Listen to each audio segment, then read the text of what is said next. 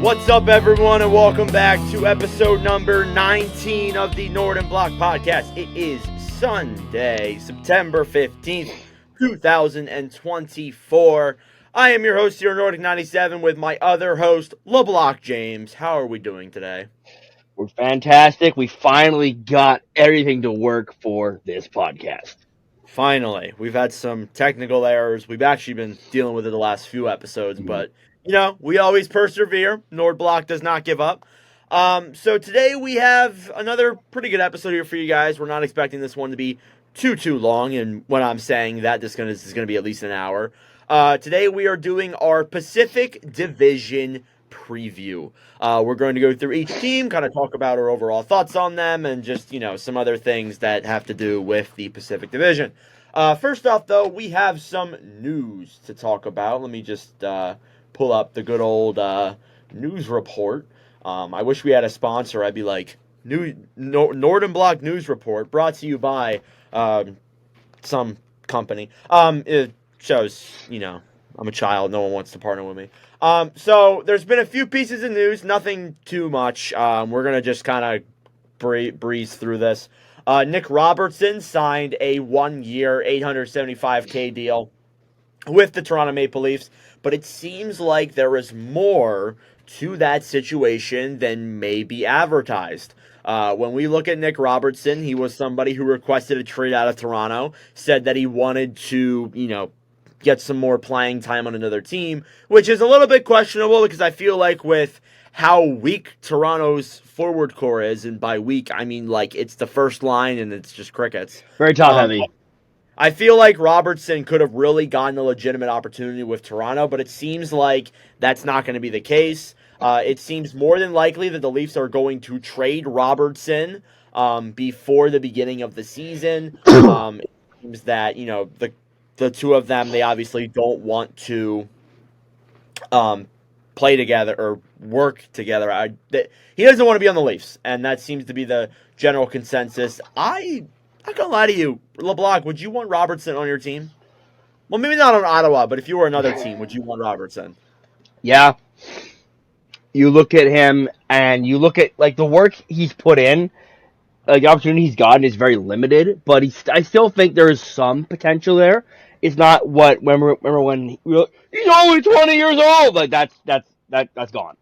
But for depth, I take him as a fourth liner. I take him as a fringe third liner on a bad team.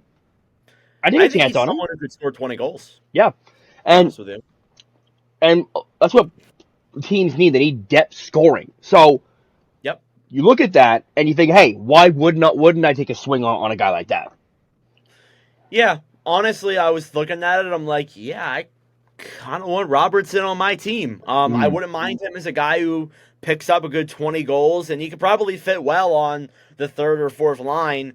Maybe he wants a better role than that, but he's got to prove that. That's the biggest thing. Yes, we're kind of speaking highly on him right now, but he hasn't proved to be a second line forward or anything more than what he is right now on Toronto. Now, if he goes to a team like Calgary, let's say, or San Jose, then, he'll probably get top 6 minutes. But if he wants to play on a legitimately competitive team, he's probably going to have to prove himself on those third and fourth lines there, like he did not do in Toronto for the most part, and kind of get himself to that level. So again, Robertson signing a 1-year deal. Pretty nice.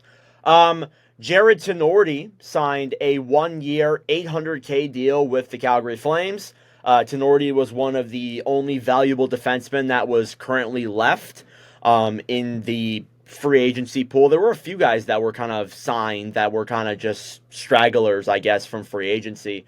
But overall, Tenorti will be a solid NHLer if he does get to that level, but obviously we'll see what he can do.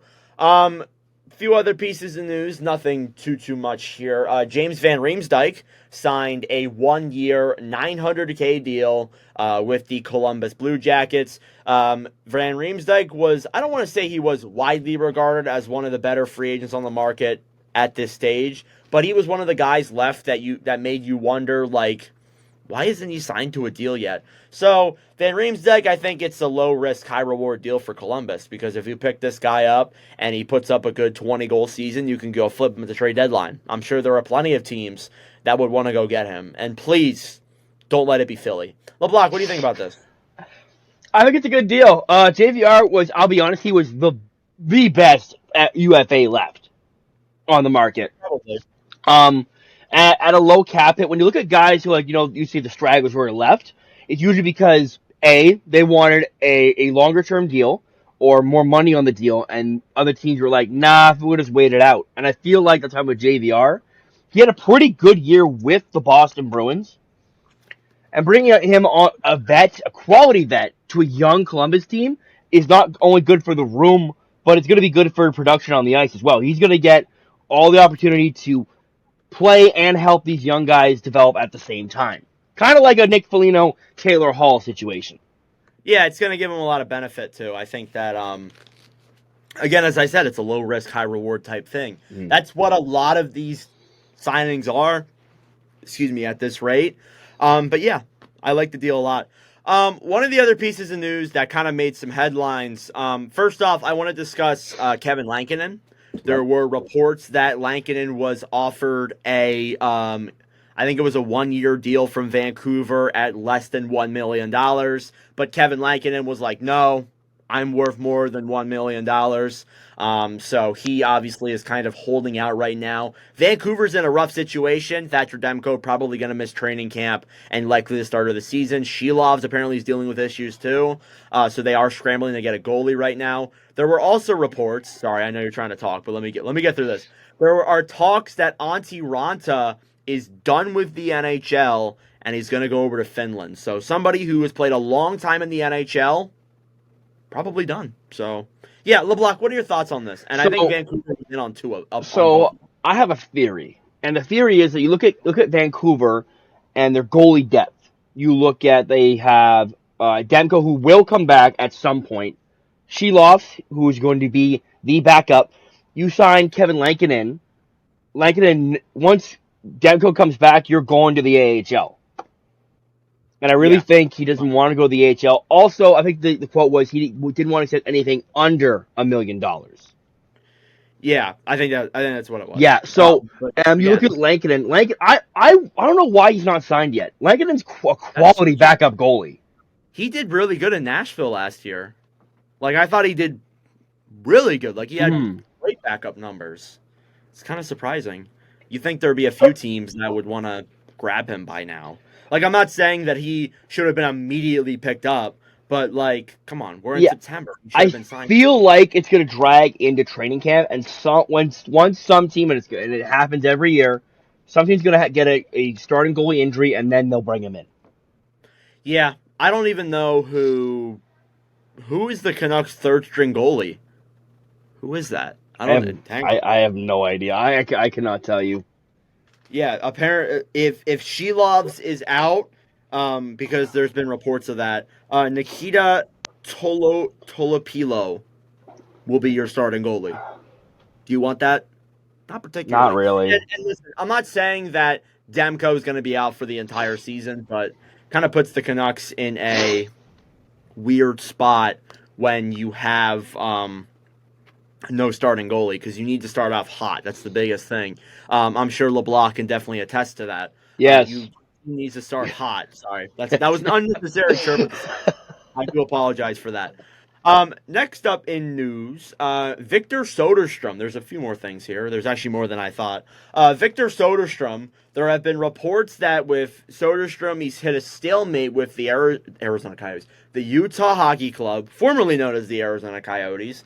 And apparently he looked for interest outside of the NHL. He wants to go back home or go back to Europe because I think he's Swedish. He's Swedish, He signed a 2-year deal with Brynäs IF, which is a Swedish league team. He was drafted 11th overall in 2019 by the Arizona Coyotes. He played just 53 games with the club. So looking at that now, that is one of the bigger busts from recent memory, to be honest. And LeBlanc, kind of as a fun thing here, I want to read you the last or the 10 picks that went after Soderstrom. Oh, I love So these. I this love should be reading fun. these. All right, so it's the 2019 draft. This is the Jack Hughes, Kako, Doc, Byram draft. So it goes Trevor Zegras went ninth overall, Podkolzin went 10th, and then Soderstrom went 11th. And at the time, I don't really know. At the time, it was kind of looked at as a reach, but you had hope that Soderstrom was going to be solid. It was like I remember this draft very well because I was big scout, like a big, like, little scout at the time, and I went to a draft party and they had him ranked. I wasn't it was He was a bona fide first rounder, but it seemed like a reach at 11. So I remember they traded up to get him Yeah, with they traded. Philadelphia. Yeah, Yeah. of course, that's how it goes. But the picks that went after him, immediately after a 12th overall, Matt Boldy. Yeesh. Already not looking good. 13th overall, Spencer Knight. Okay, he's had his struggles. It's he's Stanley still Cup champion Spencer he's Knight. still a Stanley Cup champion. Soderstrom's not. Cam York, not a bad defenseman. I definitely take him over Soderstrom. Cole Caulfield, yeah. Yeah. Uh, I mean, even though we have our thoughts on Caulfield, we've said him in this podcast. Still Still not good. 60 goal Uh, scorer. Sorry, yep. 60 point Six, I was score gonna say, point. Alex Newhook. Yeah, he's had his moments. Definitely faced injuries, but I would take him over Soderstrom. Peyton Krebs, he struggled as well. There's Yeah, actually, like he's not horrible, but he's not. I mean, he's in the NHL at least. He's a good third liner. This one stings. Thomas Harley. Yeah. He's one of the RFAs that is not signed right now. Man, he's gonna get paid. He's gonna get so paid. Lassie Thompson, from Ottawa. Bust. Yeah, probably a bust. Ville Heinola, who is still a prospect. Somehow. Somehow, some way. Sam Poulin, who actually wasn't not too bad. And then Tobias Bjornfoot as well. Tobias So, Bjornfoot. Bjornfoot. You know I'm American when I say that. Other picks that were after him, we're just going to skim through here. Simon Holmstrom, Tomasino, Connor McMichael, Jacob Peltier, Johnny Beecher, Shane Pinto, Bobby Brink, Pyotr Kochetkov, Mads Sogard, Nils Hoglander, Alex Vlasic, and one more. Samuel Fagemo. Yeah, overall, listen, at the time, he was a first rounder. It was a little bit of a stretch, but that is a pick that turned into a not so good of a pick for the Arizona Coyotes, now Utah Hockey Club. So thought that'd be fun to do. I guess we'll do that whenever someone else doesn't sign with the team. But just kind of makes me a little bit more depressed as a former Coyotes fan. In other news, two more things here. Actually, three more things. But the other two aren't as big. So there was a video posted on YouTube from Barstool Sports. They were going around at a Michigan football game, and you randomly see Luke Hughes in the background. And I remember seeing the tweets, and they're like, oh, Luke Hughes is there. Wow, that's cool. And then they see him with a brace. Or a sling. Not a brace. A sling. And we're like, what? Why does he have a sling? Like, for his arm. And I'm like, what? So then it came out, apparently. We were gonna know about this at some point, but I think because of that video, it became announced a lot earlier than planned that Luke Hughes is out 6 to 8 weeks to start not start the season. He's out 6 to 8 weeks right now with a left shoulder injury. So yeah, not ideal for New Jersey, especially a team that's trying to start off red hot. Luke Hughes was heading into his sophomore season. We probably won't see him until November now. So yeah, kind of rough. Yeah.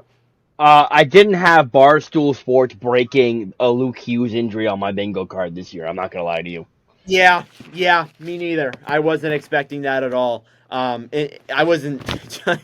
You could have given me 1,000 guesses on how we figure that out. And It's funny though, like on Twitter, it's like, what? Oh, what? Yeah, Twitter exploded when that happened for sure.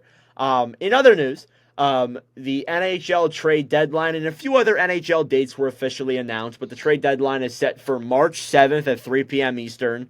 It's usually around that time. I think last year was like March 9th or something like that. It's usually in that time frame, early March, usually, but we've kind of learned, especially in the last few years, that the trade deadline really doesn't matter because a lot of the big trades will just happen before the trade deadline, not even on deadline day.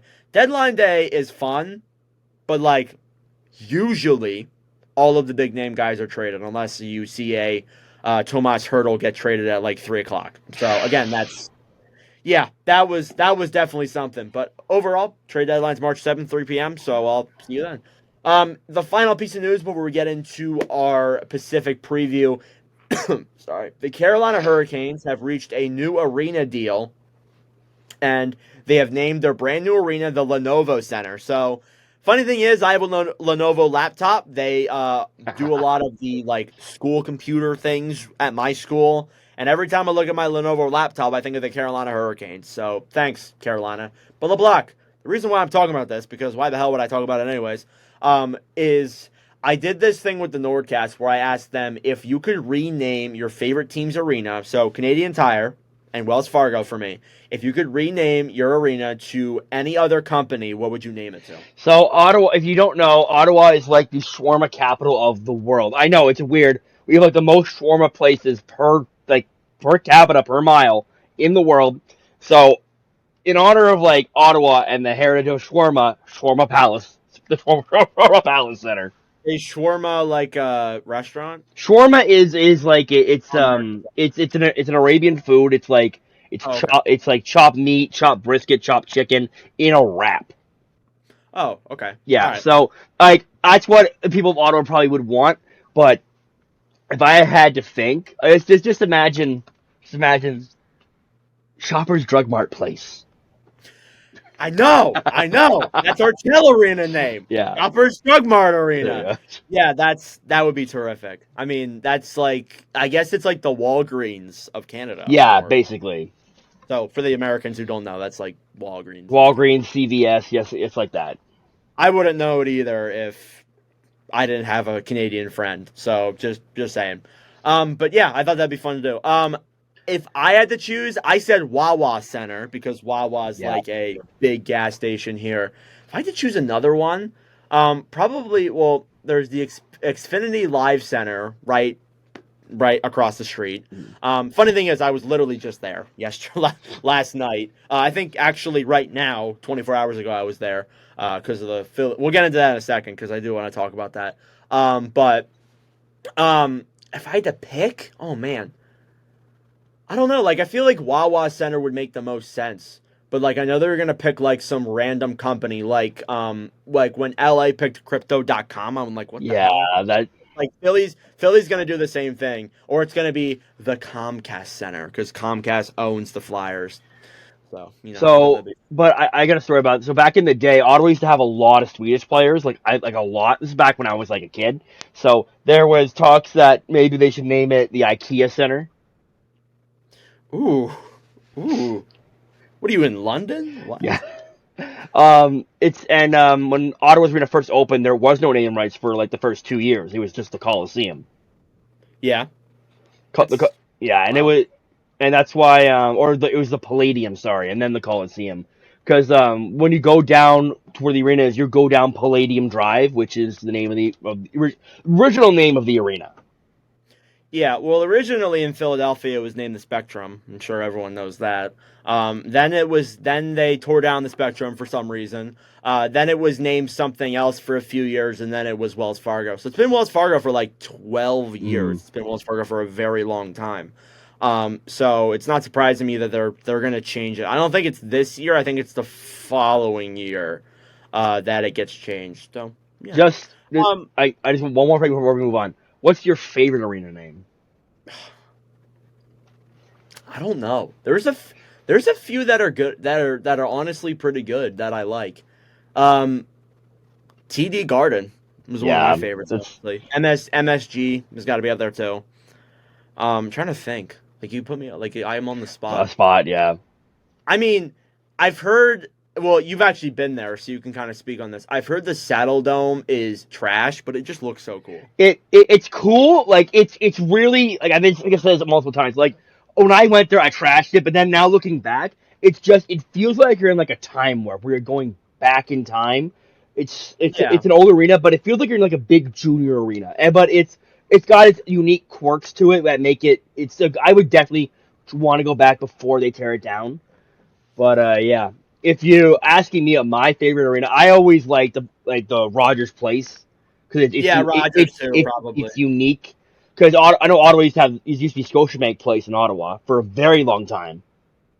I'm It's sure that will move. before they changed it over. And then I've always liked I don't know Nationwide. I find Little Caesars Arena just as a name just like hilarious. Like Well, you can't beat. Well, Little Caesars was it's great, but Detroit, and it's no Lewis is yeah, better. and it's based but Little Caesars is a Detroit-based company, so Yeah, I get it. But yeah, I always like Nationwide. All the like arenas that like take from like a local, like it's like a local connection. Like you look at Florida for a while was FA Live Arena, was it's for now Amarant, Emirates which I Bank, think is a yeah, smaller Emirates company. Bank Arena. Yeah, and then like for years the Tampa Arena was the Tampa Bay Times Forum. Now it's Uh, Emily, Amelia, Emily. Amelia, Amelia, Oh, Emily. Yeah, Amelia. I Oh, don't okay. know.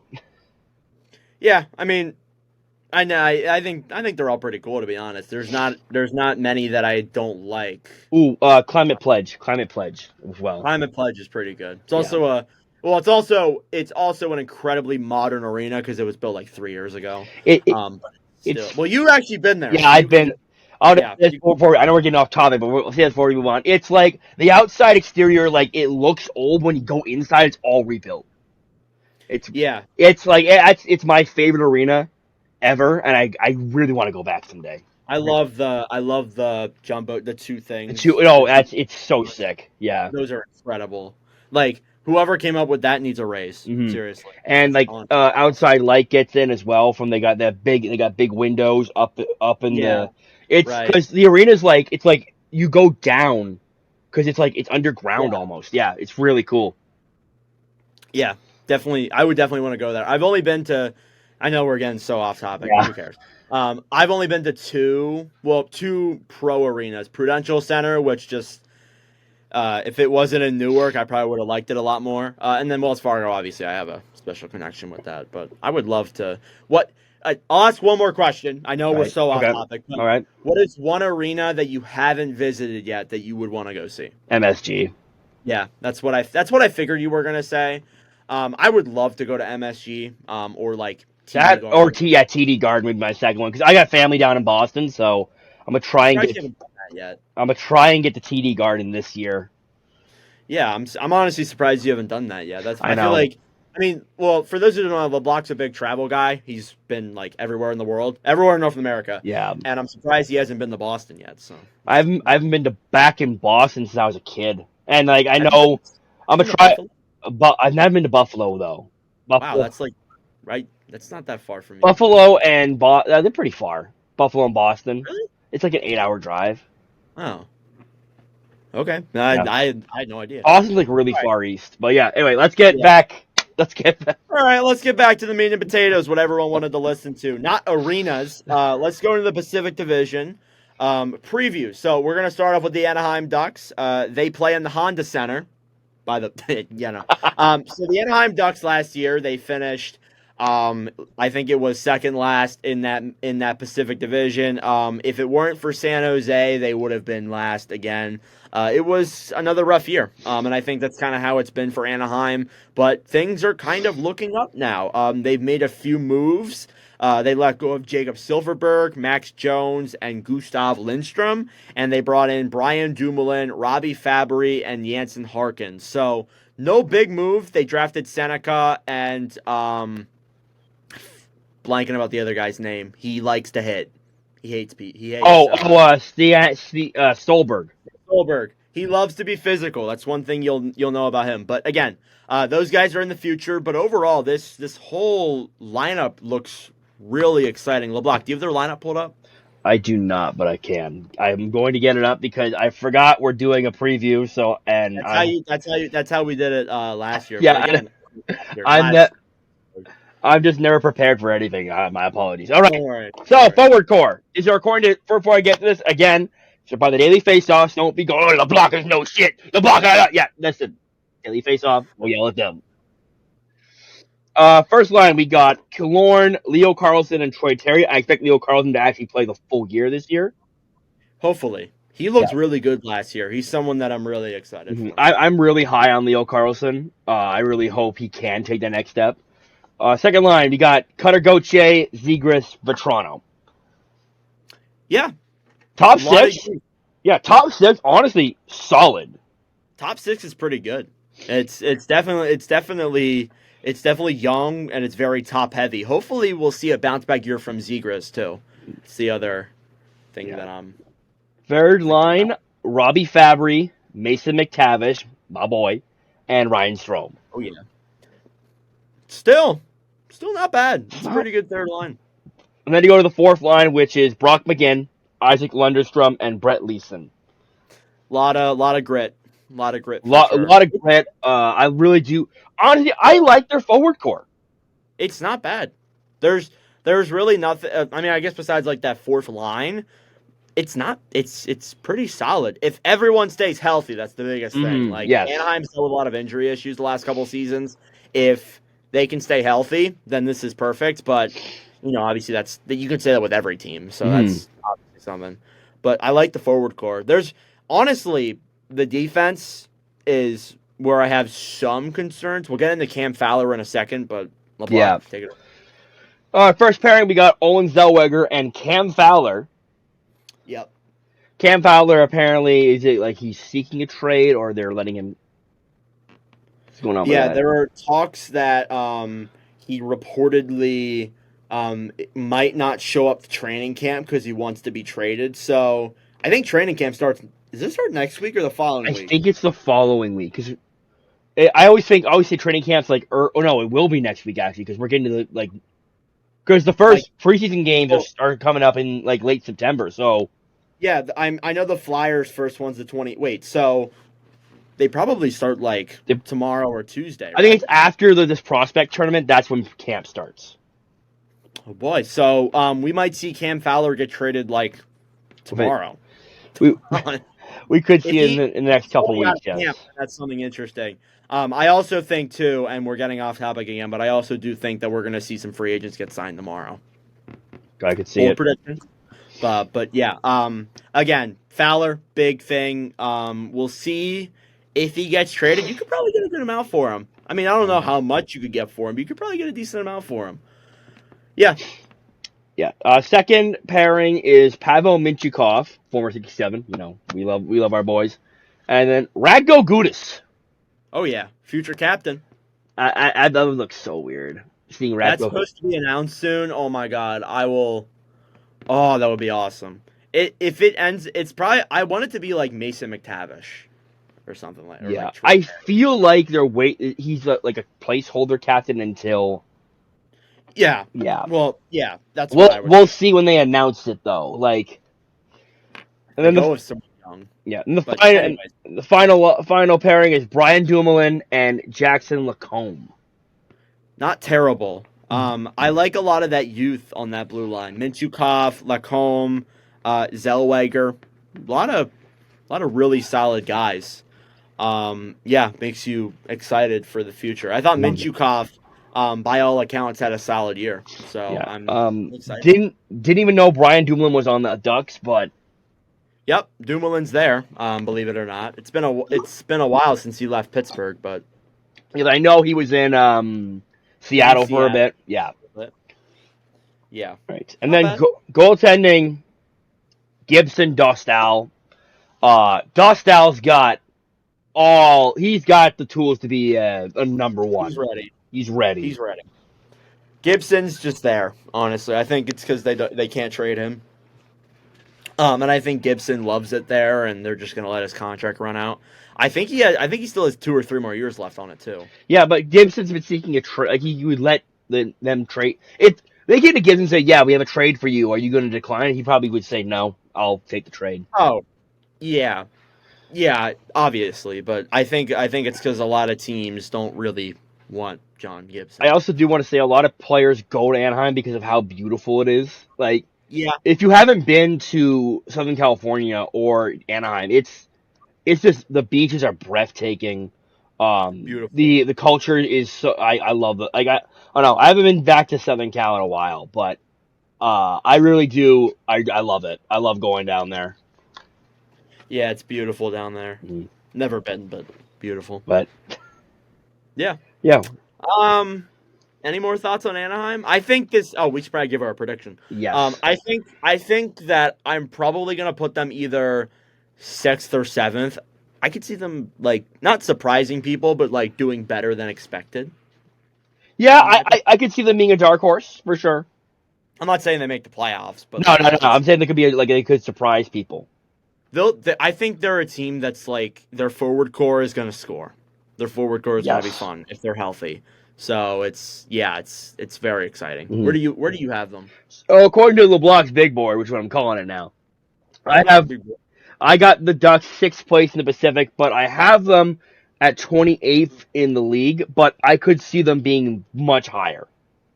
Yeah, I think sixth in the division is probably their ceiling. I could see that. I think they're better than San Jose, so I could probably see them finishing seventh at the lowest. Mm. Honestly, so yeah. Anaheim, exciting young team. We'll be looking forward to talk about them during the season, hopefully. Let's move into the Calgary Flames. The Flames, obviously, last year was such a rough year for Calgary. I feel like that gets so understated. They had to trade a lot of their big name players or a lot of their guys. And honestly, I think for all accounts, dealing with all that, I think they did a pretty good job finishing one game below 500. They let go of, in the offseason, even more of their core. Jacob Markstrom, Andrew Mangiapane, Oliver Shillington, AJ Greer, Jordan Osterley, and Dylan Dubé. They brought in Ryan Lomberg, Anthony Mantha, Jake Bean, Kevin Ball, Jarrett Sonorti, as we mentioned, and Devin Cooley. So, yeah, LeBlanc, what do you think about the Flames? It's going to be a rough year, I It's going to think. be a very, very rough year in Calgary. But they have pieces that make you excited.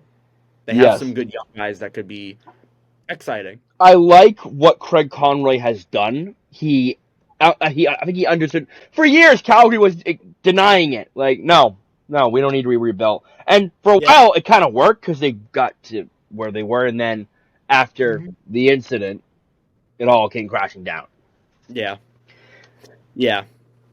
Honestly. So I think a lot of what this team is a lot of the guys who were just like left behind from the old regime and haven't been traded Excuse yet, me.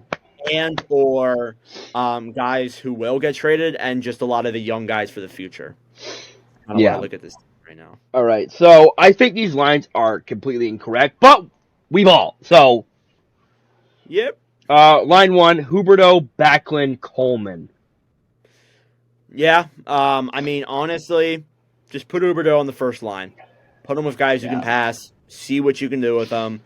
Maybe you can make a trade like Carlson, but I highly doubt it. Got it. And like I think I've said this before, and I'm just going back to this.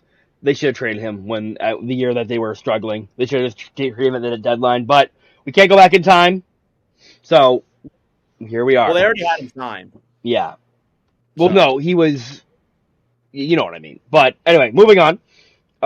Line two: Connor Zare, Igor Sharangovich, and Anthony Mantha. yeah, that's not bad. I think Sharon Govich was really good last year. Mantha is a trade candidate. He's gonna get traded. Yeah, and then Zare is one of their young guys who I expect to take that next step. Yeah, he could be exciting. And as a top six, I'm not wowed by it. I'm not that impressed.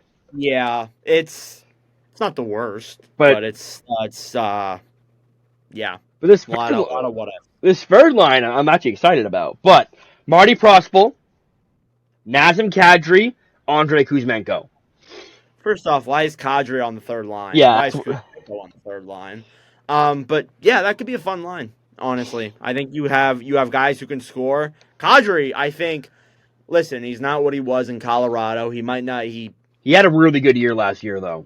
did really good last year for a team that was not so good. So makes you really excited for what's to come. Mm. Fourth line, Ryan Lomberg, Kevin Rooney, Walker Dewar. Not not terrible. Did you mention Peltier and Coronado? They are not currently listed on the forward core. Oh, But well, those are very I good. expect Coronado to be a regular. I expect Pelche to try and get in that lineup. There's, I would think so. I don't think I, no disrespect to Walker Dewar, but I expect Coronado to take that spot. yeah, me as well. I think that you want to get your young guys time. This is going to be a brutal year, but I mean Calgary, they would love that draft. They would love that high draft pick. Mm-hmm. So Defense: Mackenzie Weegar and Daniil Miromanov. They got yeah, him in the Noah Hannafin trade. yeah. I don't know a lot about Miromanov. I know you said Uyghur, right? Not Yes, Anderson. Weegar. Uyghur is serviceable defenseman. He's pretty good. There were actually rumors that they were going to trade him, so don't be surprised if that happens. Weegar's And he's on from a longer term deal yeah, he too. is. They signed him on a long term deal. Weegar's also from my hometown. Oh yeah, Yes. Ottawa. Ottawa shout out. Kevin Ball, who they got in the Markstrom Markstrom deal. trade, and I love how this whole defense is just guys they traded for, and probably Rasmus Anderson's your other guy, right? yeah, Rasmus Anderson, who also is in trade rumors. He is. There were actually rumors about that too. So you think that the teardown's done? It's not. Probably. Buddy, wait till the trade deadline. Buddy, Oh my god, this team's gonna be. fire This sale. team's gonna be like horrible to watch. Yeah, well, at Then, least nobody's won it out yet. then we got Jake Thing. Bean and Brandon Pascal. Yeah, Bean was a reject from Columbus. Just never worked out there. I don't know a lot about Patchow, so Yeah, I know nothing about Pascal. Jake Bean, high draft pick, former first round pick by Carolina. Didn't work in Columbus. I hope it works in Calgary because I really do like Jake Bean as a player. yeah, me too. I think that we'll see how he does as a third pairing guy. Yep, Then the goaltending. goaltending, we have Dustin Wolf and Dan Vladar. Not a bad tandem. It's not. I think Wolf. We talked about a few episodes ago as like being probably the best paid starting goalie, probably because I would think he's the starting goalie next year. So overall, just it's a weak team. It's going to be a rough year. They're honestly not as bad as some people may think, but I think the team it's going to be a rough year. It's on paper it doesn't seem that bad, but it's gonna be bad. Like Dustin Wolf is a starter that's gonna have its ups and downs. Defense, I like the defense, but I still think it's good of a hold up against these scoring powerhouses that are in their division. Yeah, yeah, I would say so. And the forward core is nothing to write home about. It's got depth, but it's not nothing to write home about.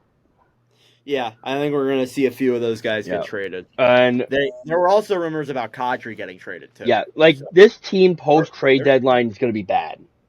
yeah, they're going to be really bad. Unless if Conroy decides, yeah, I think maybe we should keep a few of these guys just down the road for the long term. But why would you do that? You could get so much more assets. I feel like you could probably, if you shipped out Uyghur, I don't know, if maybe you could get a first. You probably And could. they already have a lot of draft capital. So, Right. What is your prediction? probably either it's like the same as Anaheim, 7th or 6th is where I have them. I think I have Calgary lower than Anaheim because I'm a little bit higher on Anaheim. But I'd probably say 7th in that division. Going back to the box big board. Why we call it the big board is because it's a big board. It's what it It's is. a big board. Yeah. It's a big board. I got Calgary 7th in the Pacific, 29th in the NHL. I'm not that high on Calgary this season. Yeah. Unless they surprise everybody and go on a run. I say like when I say it, usually it's not right, but I'm confident that I'm right on this. Yeah. I mean, I've had some rough takes in the past, but I'm fairly confident on this one. All right, let's move on from the Calgary Flames over to their rival up north in the Edmonton Oilers. The Oilers, I mean, I don't even really need to talk about last year. Last year was insane. They went from a nine or like a 2-9-1 record to second in the Pacific Division. They go in, they beat LA, they beat Vancouver, they beat Dallas. They go to Game 7 of the finals, and they lose to Florida by 1 goal. Um, Unbelievable run. I always love watching Edmonton because of McDavid and Draisaitl and Bouchard and all the guys they got going on there. It made me pretty happy as someone who is not an Oilers fan, but somebody who's rooted for them in the past to see them go to the finals. And I really wanted McDavid to get a cup. I really wanted Yeah. McDavid. It didn't go that way, but obviously they made a lot of moves in the offseason. A lot. They let go of Warren Fogle, Ryan McLeod, Sam Carrick, Sam Gagne, Vincent Desharnais, Jack Campbell, Dylan Holloway, Philip Broberg, and Cody Ceci. The guys they brought in: Jeff Skinner, Victor Arvidsson, Matthew Savoy, Josh Brown, Connor Carrick, Ty Emberson, and I think that's it. Oh, Vasily Podkolzin was another guy they brought in as well. So LeBlanc, I think this team lost some depth, lost some assets, but I think they made up for that pretty well. Do you agree? Yes, I agree 100%. I think the Oilers did a fantastic job moving out the undesirables and bringing in desirables. Pretty much, yeah. Yeah. I think they did a really good job. Let's read off that forward core. Nuge, McDavid, Hyman. Great first line. Yes. I think that line's going to score a lot. Hyman, I don't know if he gets 50 again, but he's gonna do very well with McDavid. Yeah. That's how it goes. Revamped second line of Jeff Skinner, Leon Draisaitl, Victor Arvidsson. That'll be a fun line to watch. Mm-hmm. You got Jeff Skinner, who, by the way, has never made the playoffs. So if Edmonton misses this year, you know why. It's Jeff Skinner's fault.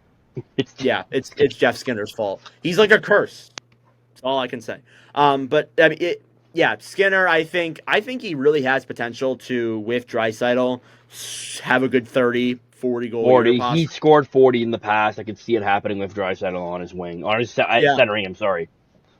Yeah, Arvidsson. I think kind of the same thing. I think that those guys are really going to get a lot of points this year. Arvidsson's been injury prone. That's one thing holding him back is injuries. Yeah, that's the other thing. But if Arvidsson could stay healthy, I think that's a good second line. Yes, third line, Matthias Janmark, Adam Henrique that brought him back, and Connor Brown. It's a good third line. I think those guys will do their magic.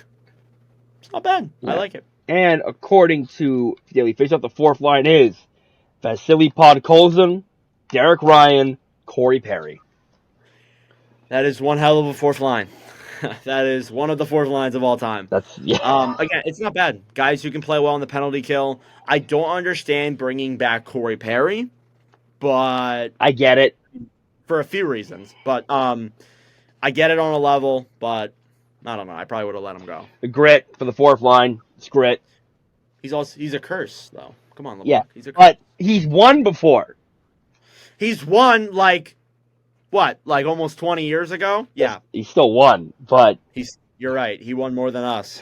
That's for sure. I do have this question for you. Do you see Savoy making this team? I do. I think you could replace Podkolzin with Savoy.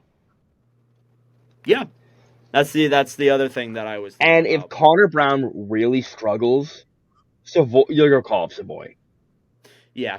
Connor Brown Also keep in mind, Evander Kane is hurt. Too. Yeah, Evander Kane is also hurt. That's why it's like this. But also, Connor Brown struggles. We had that long period of not having a goal for so long. Yeah, I remember that. What does Savoy do? What's his main feature? Score. He scores, yeah. So if that happens, I can see Savoy being in that spot over him. Going to the defense. Yeah. Defense is... It's a defense. It's revamped defense. We got... Revamped? Yeah. Matthias Ekholm and Evan Bouchard. Yeah, good first pairing. It's one of the best first pairings in the league. Probably, yeah. Darnell Nurse and Ty Emberson.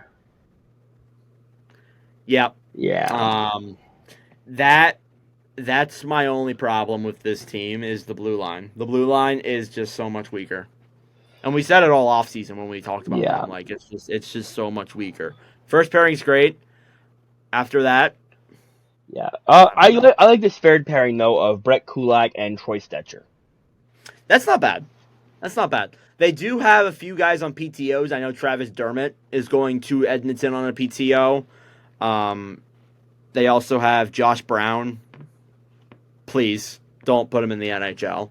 I don't want to go through that pain again. Um, We both have we have PTSD over Josh Brown. yeah, we both witnessed that. I don't want to witness that again.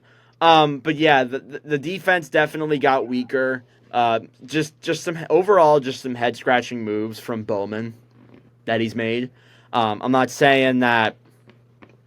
I'm not saying that they were bad moves, but they were kind of moves that I was looking at like why? Like, yeah, why? Why would you trade CC when you're not going to match the offer sheets? That made zero sense to me. And So then goaltending, same as last year, Skinner and Pickard. it's a good tandem. Decent. I Skinner played again well we've in the talked playoffs. before. Yeah, we've talked before about how we think Skinner is a good goalie, but he's not a great goalie. I think if he can play semi well, I mean, it was proven in this playoff run. If he can play well enough to a level, this team can definitely go far. Mm-hmm. Yeah, I like Edmonton. I think they're probably if you want to pick them to go to the finals, I wouldn't blame you. They probably will. Possibly. Yeah, Probably. I have them going to the. I have them pretty high on my big board. So I have them. I think I have them first, or I think I have them first in the Pacific. But I could see Vancouver being above them. mm-hmm. But with Vancouver's goalie Yeah. issues, I could see them getting off to a little of a slower start. Yeah. According to the big board, I put the Oilers, and I kind of think I'm kicking myself now. I wrote this like maybe from three weeks ago. I have the Oilers first in the Pacific. I have them first in the league. Ooh. I don't know So, about first, but I think they'll be up there. I could see them. There's no way they're going into the season with that decor.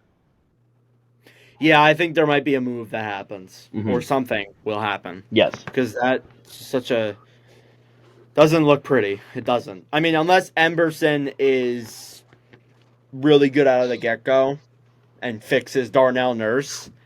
Yeah, I don't know. Mm-hmm.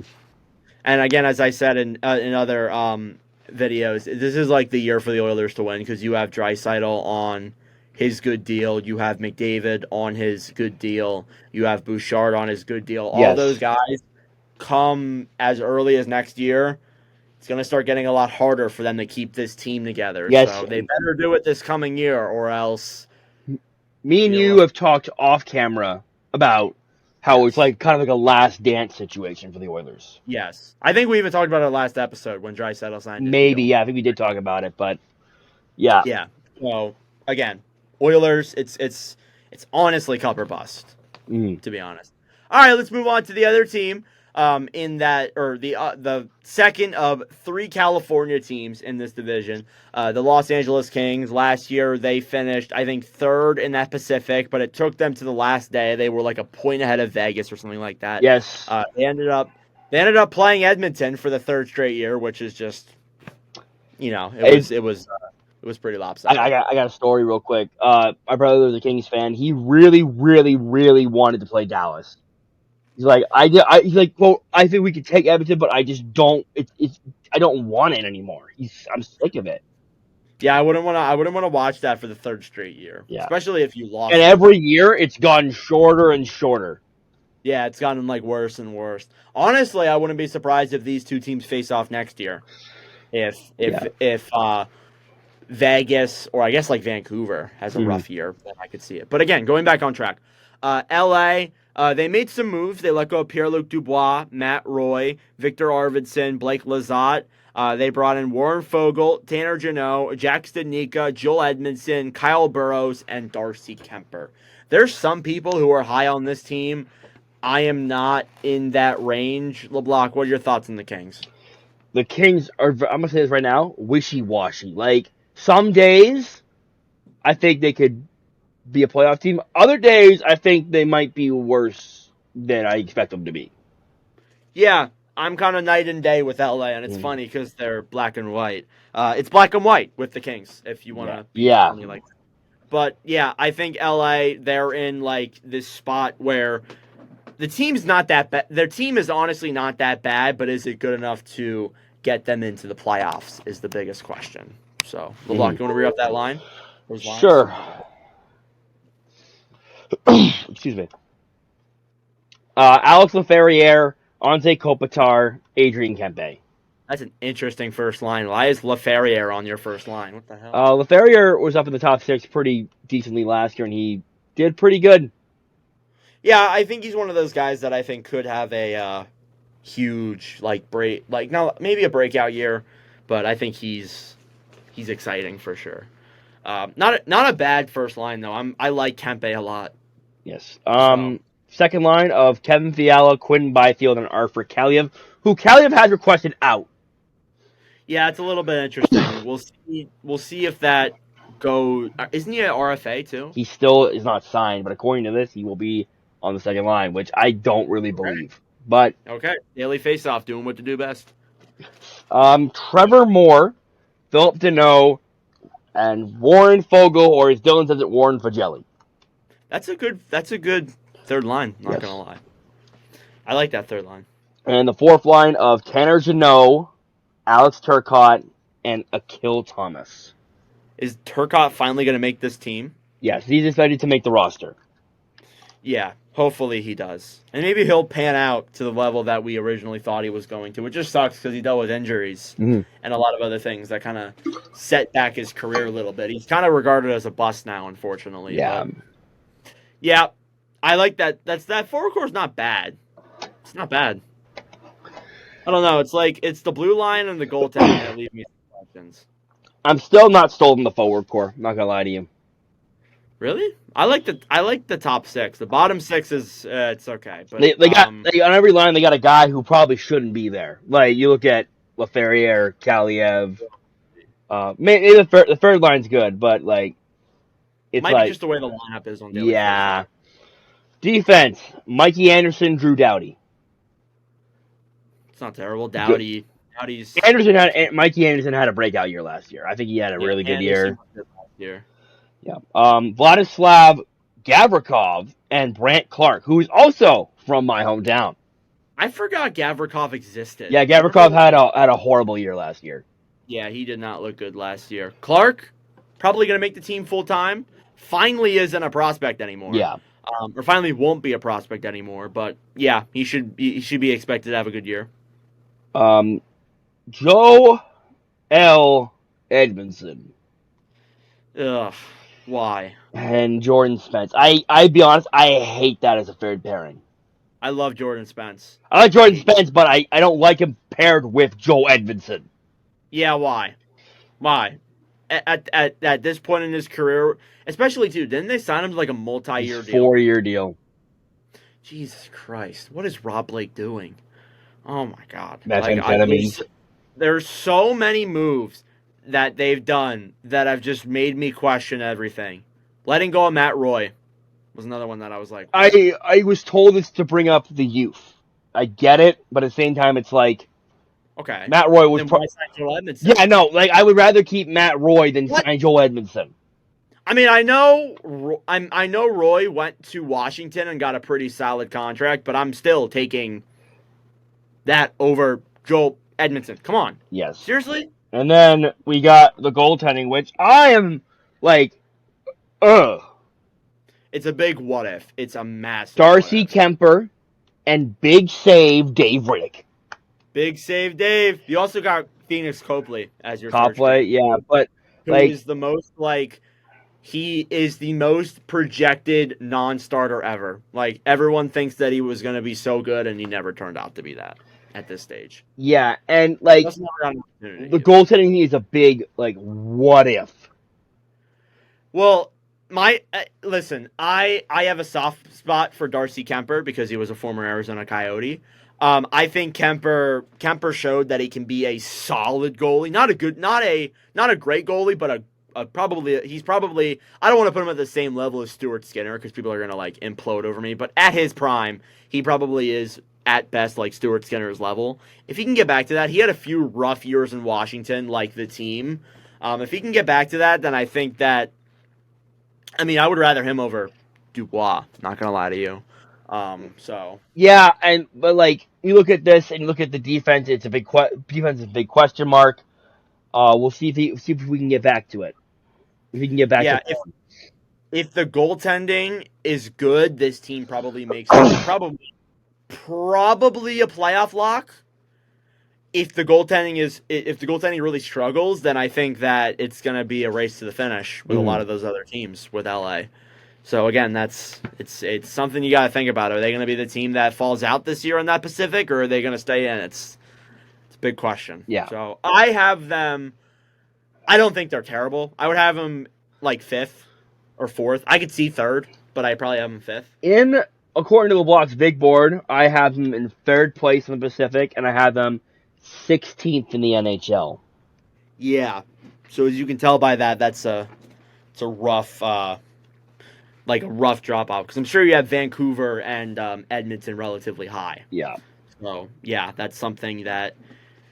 Yeah, definitely a concern. We'll see what LA does. Again, as you can tell, we're not particularly high on them. I think this team can make the playoffs. Can they do anything in the playoffs?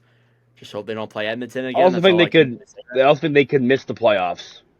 Yeah, they could also miss too. So, and it makes you a little bit like concerned with the way this rebuild was going because you make it 3 straight years, losing the first round. Now you're out of the playoffs again. Like, come on. Normally by now there'd be something done. There'd be like a big shake up.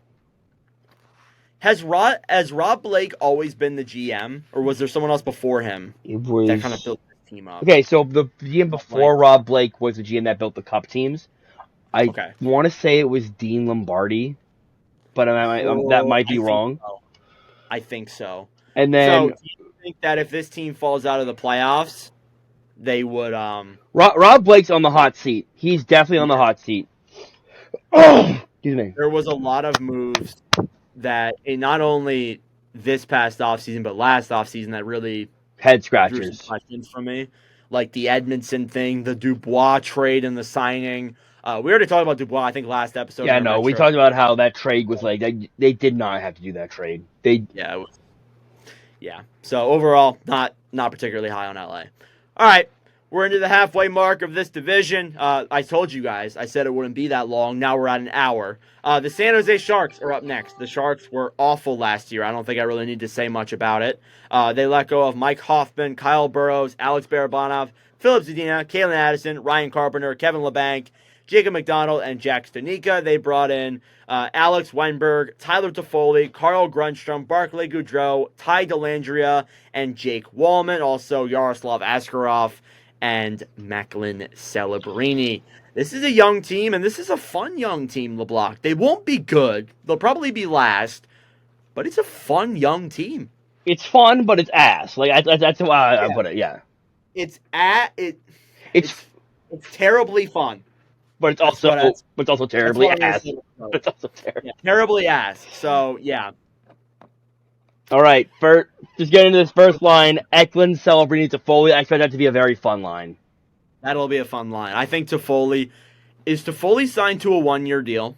Nope. Okay. Probably going to stay there. I think it's a 4-year deal. Okay. All right. Good first line. Yeah. It's going to be fun. Second line, Granlund, Will Smith, Fabian Zetterlund.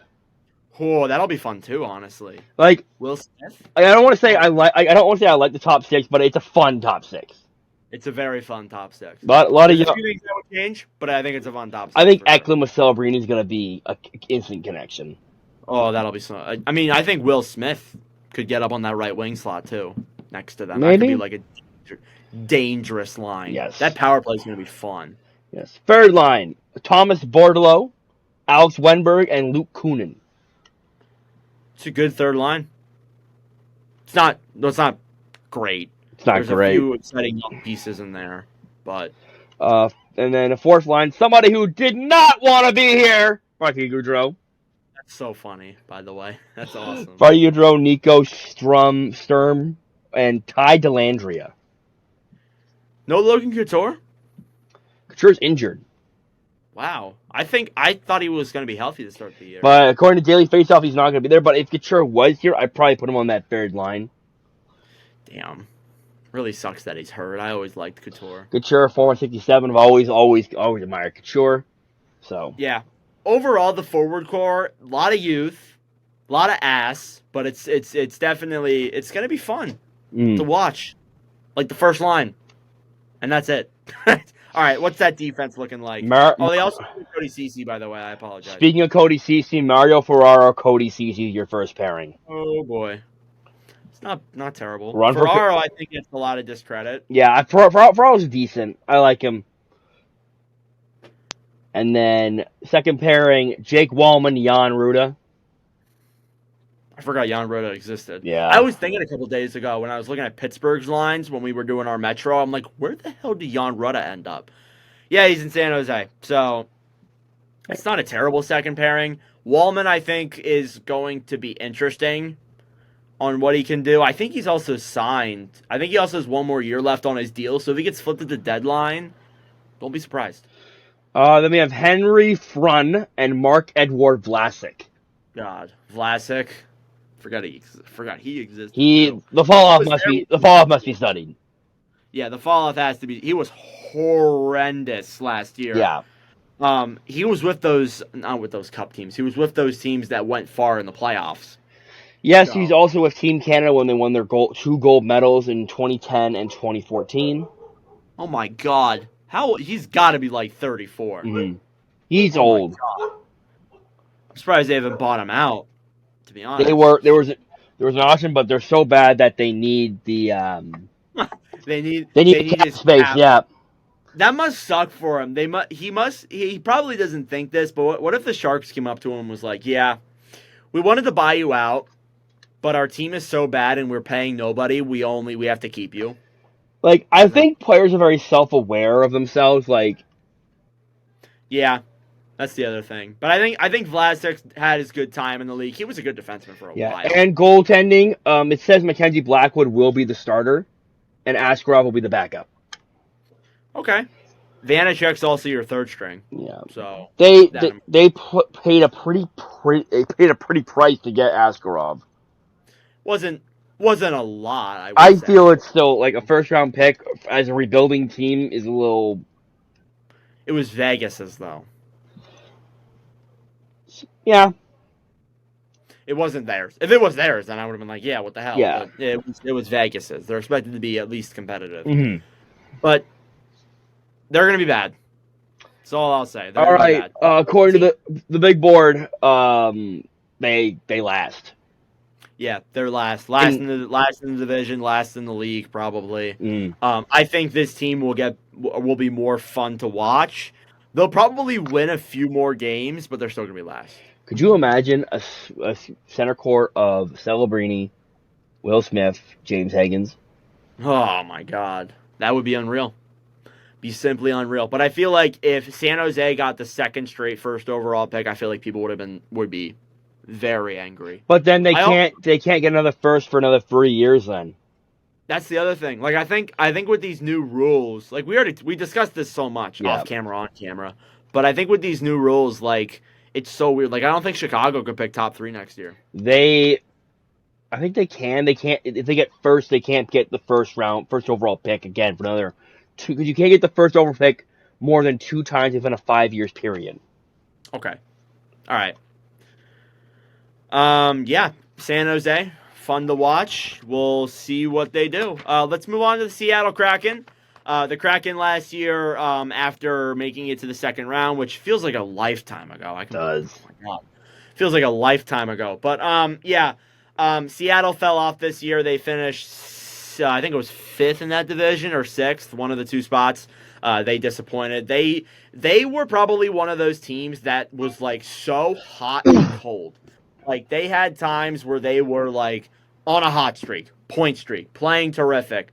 And then they would have points where they're just terrible, lose 8 straight games, get blown out every game. It was honestly night and day. in Seattle Hmm. for like a certain period of time. But they made some moves. They let go of Justin Schultz, Brian Dumoulin, Kayla Yamamoto, Tomas Tatar, and Chris Drieger. They brought in Chandler Stevenson, Brandon Montour, and Josh Mahura.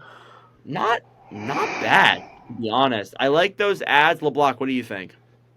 I like what Seattle did for the short term. No. For the short term, yes. Long term, might not be Well, that great. we'll answer those questions later. And We'll get back to you in 2027. yeah. First line: McCann, Matty Beniers, Eberle. It's a good first line. It is good first line there. I think Second, Beniers is going to have a big bounce back. yeah, second line: Jaden Schwartz, Chandler Stevenson, Andre Burakovsky. Also, a pretty solid. Solid top six. I'm not. I Those guess are so old. Though. a lot of it's older a guys. lot of vets. A lot of vets. It's not like, oh wow, look at that. It's like it's good. It's still a lot of the guys they picked up in the expansion draft, while Vegas is just like all players they traded for. Yeah, I think Vegas has like 4 players left from the. I think it's like two now. Yeah, no, because Carrier left. So yeah, right. But we'll get to Vegas later. We're getting to that. Um, Tolvanen, Yanni Gord, Oliver Bjorkstrand as your third line. I like that as a third line. I like Tolvanen. And Tolvanen will then be. the fourth line of Ty Cartier, Shane Wright, and Brandon Tanner. Shane Wright should take that next step next year. I hope so. Ty Cartier, wasn't he the guy who came in 2023 playoffs and Yes. looked so good? Yep. Yeah, he's fun too. He's one of those like great stories that you remember. Mm-hmm. Again, we talked about this I think not long ago. Dan Bylsma was the coach of Coachella Valley when they made the Calder Cup Finals, and as well as that too is probably why Campbell got the job too, which is great. Not saying that's a bad thing. I think that guys like Shane Wright and a few other guys might make this team. Mm-hmm. I really do like the hire of Dan Bowles. I think I've been on record of saying that. Yeah, I like it. I like the forward core. I like it. I like what they're doing. Yeah, I think the forward core is good. There's a lot of vets for sure, but I think it's still pretty good, and you have room for the young guys too. Mm-hmm. Defense: Vince Dunn, Adam Larson. Good first pairing. Mm-hmm. We talked about Larson last episode. Yes. Not a signing that'll look bad in a few years, but still, it's a good first pairing. Yeah. I like Dunn a lot. He's very underrated. Mm-hmm. And the second pairing, fan favorite Jamie Lexiak. When I went to Seattle, I'm like, this dude's a fan. Like, I didn't even know until you go there. He's like, Yeah, people love Alexiak. They love Alexiak. And Brandon Montour. Still pretty good. Like the Adam Montour like makes that decor like really good. Yeah. And then third pairing is a little Riker Evans and Will Borgren. We'll see. We'll see how that does. I like Riker Evans. He did well in Coachella Valley for that stretch. In the goalies, they got Grubauer as a starter and Decord as the backup, but I think Decord has earned that starter's job. Decord is the starter. Come on. Really? Yeah, Decord I thought looked really good in the second half. It's just a matter of can he repeat that?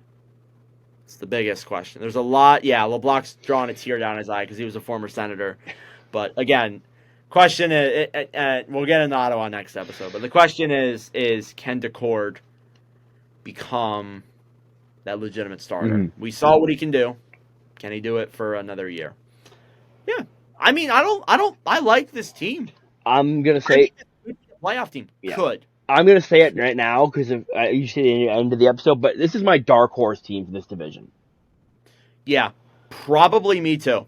Honestly, Yeah. They look exciting. They look fun. They have terrific jerseys. Which come on. Whenever a team's good, they have terrific jerseys. Whenever a team has terrific jerseys, you like them. They're a team, and it's probably because they literally just came into the league like a half a decade ago. But they're a team that you just like can't help but like. Like I remember in 2023, you just couldn't help but like them.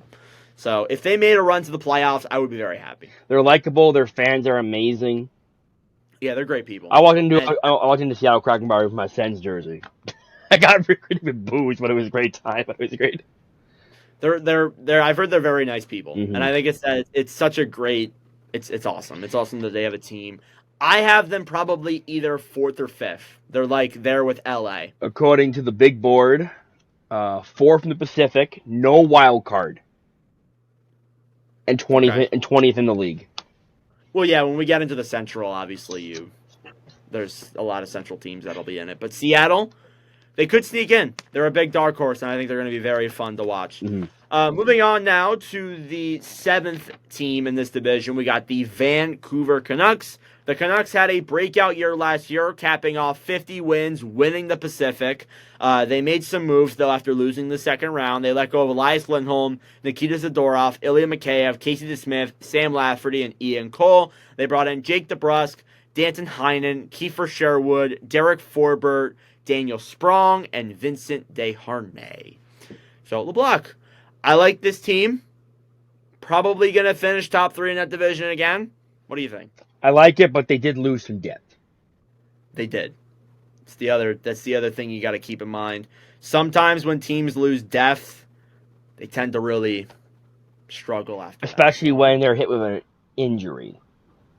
Yes, and we'll get into that in a second. But LeBlanc, let's read off that forward core. Nils Höglander, JT Miller, Brock Besser. Brock Besser, we don't know if he's coming back because of the blood clots. Oh, that's right. Yeah. Yeah, Besser, if he is back, 40-goal scorer again. Yeah. Besser, if he comes back, that line's fully capable of putting up those numbers. Höglander on the first line's interesting. It is. Second line, Jake DeBrusk, Elias Pettersson, Daniel Sprong. It's a good second line. Because Sprong's a feeder. He feeds the puck. Sprong had a good year last year in Detroit. He did. Getting paid as much as he was. I'm surprised he didn't get signed earlier. That is true. He waited until like August to sign. He was early August. Yeah. Good second line. Mm-hmm. Third line, Dakota Joshua, who was a beast in the playoffs, Teddy Bluger, and Connor Garland. Again, solid third line. I love Joshua. Hopefully he can take that energy from that run in the playoffs and convert that. Garland always had a soft spot in my heart. You put him in the right situations, he can definitely score. And Teddy Bluger, always liked him. Was a great guy in Vegas for sure. Good guy in Pittsburgh. Pittsburgh too. Fourth line, Danton Heinen, Pia Suter, and Kiefer Sherwood. It's all right. Yeah. It's not the best fourth line in the world, but it's not bad. All right, go to the defense. Quinn Hughes, Phil Hronek. That's a good first pairing. I will say this, though. Hronek had a really rough second year last year. Actually had a second half of the year last year. Yes, they did. Second half is what I meant. I don't even know what I said.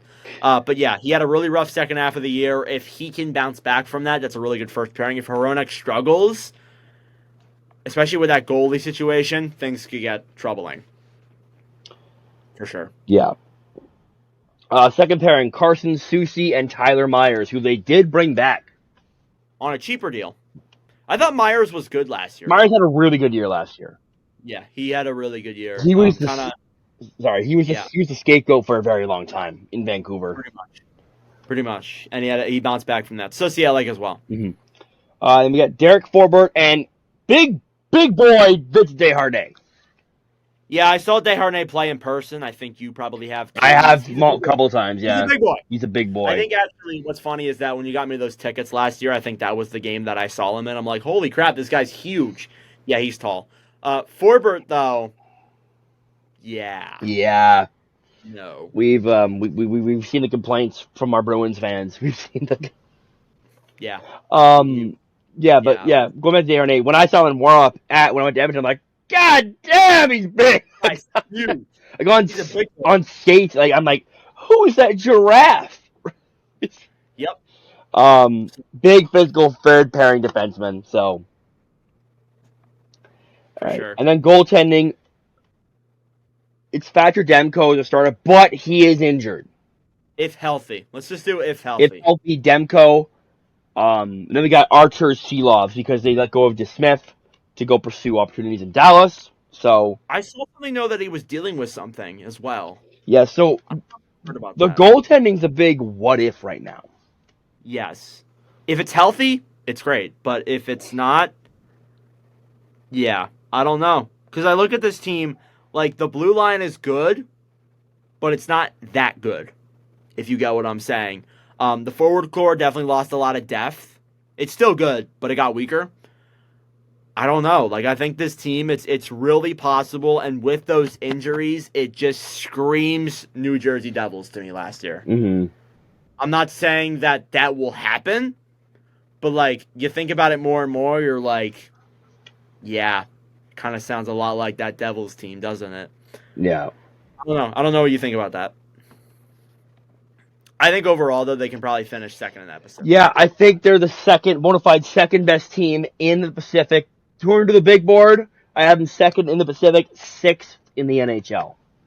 Yeah, so they are still projected to be really good, but don't be surprised if this team starts off bad and they Mm-hmm. have to climb back in the second half of the year. Don't be surprised. But yeah, Vancouver, they will be a interesting team. All right, let's move into the last team here. This last team, me and LeBlanc have already had our talks about how we're not particularly high on this team. The Vegas Golden Knights. Last year, they fell into the wild card spot after winning the Stanley Cup. They lost in Game 7 to the Dallas Stars in the first round, and things haven't been particularly easy for them since then. They let go of Jonathan Marchessault, Chandler Stevenson, Alec Martinez, Anthony Mantha, Michael Amadio, William Carrier, and Paul Cutter. The guys they brought in, Victor Olofsson, Alexander Holtz, Zach Aston Reese, Ilya Samsonov, Akira Schmidt, and apparently Robert Haig. Forgot he was still in the league, but Robert Haig is a Vegas Golden Knight. Yeah, LeBlanc, I don't know. This is a Um, team that is in a really weird spot right now. let's get into the lines and then we'll make our assumptions. Yeah. First line: Ivan Barbashev, Jack Eichel, Victor Olofsson. Olofsson's a big what if. If Olofsson can get going with Eichel, then I think that all is solved. But again, I don't know. It's a good They've first played year. together in Buffalo. We've seen the results. Yes, that's the other thing. That's probably why they brought him in, to be honest. Yes. Yeah, Second actually. line: Pavel Dorofeev, Tomas Hertl, and Mark Stone. I don't know why Stone's on the second line, but anyways, I do. It's not a bad second line. Dorfiev on that left wing side. It's not pretty. Um, I like Hurdle. Hopefully, he can get back to San Jose form. I don't know. Brandon, sorry, Yeah, sorry. Brandon Brisson, William Karlsson, Alexander Holtz. It's not terrible either. This is the line. Will you do something this year? Yeah, it's the big thing. Mm-hmm. Like I'm talking about Brisson and Holtz, not Karlsson. Holtz is a massive, It's a like if massive one. he can Brisson's get a rookie, if so yeah, but if Holtz can regain his form, like get to what he's supposed to be, that's a deadly third line. yeah. Again, there's a few what ifs with this team that if they don't work out, then I'm a little concerned. Fourth line: Brett Howden, Nick Roy or Nick Waugh, and Keelan Kolazar. It's okay. It's not a bad fourth line. Yeah, I don't know. I'm not particularly high on this forward core. If it's healthy, it's pretty exciting. But like, you I like the centers. I don't like the wingers. it's so strong down the middle, but it's so weak on the wings. It's Mm-hmm. insane. Yeah, I don't know. The defense though is promising. Noah Hannafin, Alex Petrangelo. That's a good first pairing. It is. Hannafin, I think, is terrific. Petrangelo showed signs of slowing down last year, so we'll see If how that he. happens, then there is a lot of concern. Yes. But Braden McNabb, Shea Theodore. still, good second It's a good pairing. second pairing. And Nick Hayes, Zach Whitecloud. I'd say that's a good third pairing. Yeah, I think honestly, we talk about losing Marchessault and losing Stevenson being big losses. Martinez, yeah, it's a loss, but I think this decor is still really strong. And we know what Vegas can do. They're going to end up trading for The someone. goalies is where I'm like, I have a big question mark as well. I got Aiden Hill and Ilya Samsonov. Yeah, I don't know. I like Hill. I love Hill. Hill used to be my favorite goalie. But I just don't. I know that he can be like he can start. He can win a cup. He can play well, but I don't like Samsonov as your backup. I don't like Schmidt as your third string. So I don't know, man. Yeah. This is like I'm not high on Vegas at all heading into the year. I think this is the year we see them fall off. they got their cup. Yeah, they That's all got I'll their, say. got their They got the cup, cup. Now so it's not gonna be fun. I so would put them probably third or fourth if they're healthy. I Uh, have them according to the big board, fifth in the Pacific, 21st overall. yeah, They're exactly one behind Seattle. So that's if you want to put it in perspective. yeah. You guys have probably seen our 32-1 rankings, and we already released that part. So yeah, again, Vegas. It's gonna be an interesting year to see what they can do. Mm. All right, well that wraps up the Pacific Division. LeBlanc, who is this Pacific Division? Who is the winner of this division? The Oilers, Who's the loser? the Sharks, pretty easily. Who's the dark horse? Seattle, Who's the team that you think could disappoint? LA, Who's the team you don't want to play against? the Oilers, Who's the team you want to play against? San Jose. What's your favorite arena in the Pacific Division? Ooh. Well, Going back to the arena I've talk, people. only been to three, but I'm gonna say Rogers Place in Edmonton. Okay, I like that. What's your least favorite arena in the Pacific? Probably the Saddle Dome because I like the Rogers Arena. The Saddle Dome is like it's its own thing, but obviously the Saddle Dome. All right, two more. Who's your Pacific Division MVP? McDavid. Who's your Pacific Division LVP? Oh, we're doing that now. Okay. Oh, Didn't know we're putting people on blast on this podcast. yep, we're blasting players now. I've had enough of being nice to people. LV. I'm talking about like, the worst player in the division. Or are we talking about like the player who like? I don't know. Oh, I was gonna say Joel Edmondson. I was gonna pick on. I'm gonna say Darnell Nurse. Oh yes, probably Darnell Nurse. Yeah. Honestly, probably the biggest LVP. Love how they're both from Edmonton. Division winner for me, Edmonton. Division loser, San Jose. Dark horse, Seattle. Disappoint, Vegas. Team I don't want to play. What's funny is that like if I'm looking at the Flyers' perspective, they like dominated this division. They like beat. I think they swept the Oilers, and I think they swept the Canucks too in their series. I probably wouldn't want to play Vegas though because we always suck against Vegas. If I wanted to play a team, I don't really want to play San Jose because I can't put myself through that again. What happened in November? Oh my God, that was the worst. One of the worst nights of my life. I would go with. I want to play Anaheim because Cutter Gauthier. Come on. Yeah. MVP McDavid, LVP just to be different. I'd probably go like Joel Edmondson. Such a bad ad. Favorite arena. I've never been to any. Least favorite probably like Climate Pledge. Least favorite Crypto.com. Actually, I forgot. I gotta change my arena answer. Climate Pledge. I totally forgot about Seattle. I was gonna say like why didn't he bring up Seattle? I was a little shocked. But yeah, that's our Pacific Division preview. That's it for this episode of the Northern Block Podcast. LeBlanc, anything more you want to talk about? Anything that was, I would, but I really gotta pee. He's got to pee. He's got to take a pee. All right, well, that'll do it for episode number 19 of the Northern Block Podcast. Next episode, probably dropping on Friday. This one's going to drop Monday. We'll drop one Friday, kind of doing a Monday, Friday type schedule. Hey, maybe we'll do that from now on, actually. Look at that, LeBlanc. We just came up with our schedule for the year. But if it's probably going to be Atlantic. I think it's most definitely going to be Atlantic. We'll do Central last then. But overall, we got some fun episodes coming up for you. We got our next two divisions. Then we got our September tier list, which, LeBlanc, we got to get on that. We do. But we do have some fun content coming for you. We'll have some Instagram stuff as well. But thanks for watching or listening. If you're listening, give us a good review. Tell your friends. If you're watching, subscribe. If you want to follow the Nord Block Pod Instagram, follow at Nord Block Pod.